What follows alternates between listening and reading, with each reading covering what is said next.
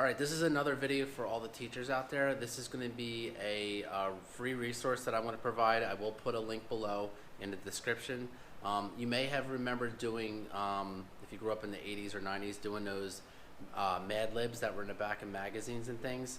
Today we're going to be looking at something called a Math Lib, which is a really fun activity. The kids have really responded well to this.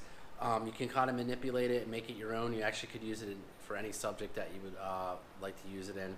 But I think it works as a great activity to get the kids out of their seat. It's kind of like a task card thing. You should like it. The description's below with the free resource. Please leave a comment, subscribe, like, all that will help me with the channel. Thank you. Okay, so here's the first question that we have when it comes to our Math Lib.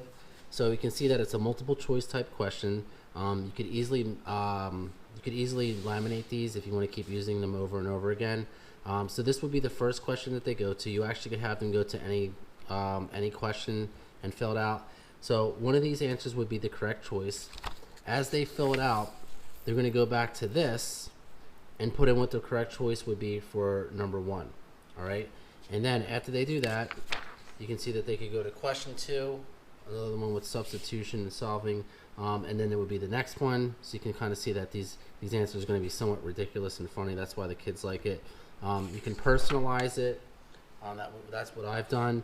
All right, so you can have the kids start out anywhere they want. They don't necessarily have to start out at number 1.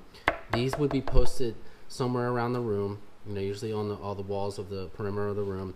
This is what they would take with them, but they also should have some type of scrap paper or whiteboard or something for them to do the work on.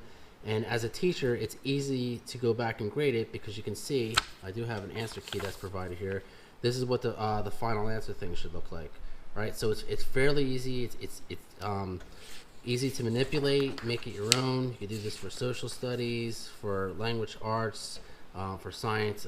It's a really good resource. It's very low tech, but I think you should enjoy it. And as I said before, just look for the link below for you to click on and then copy and make it your own. I hope you enjoy it. Thanks.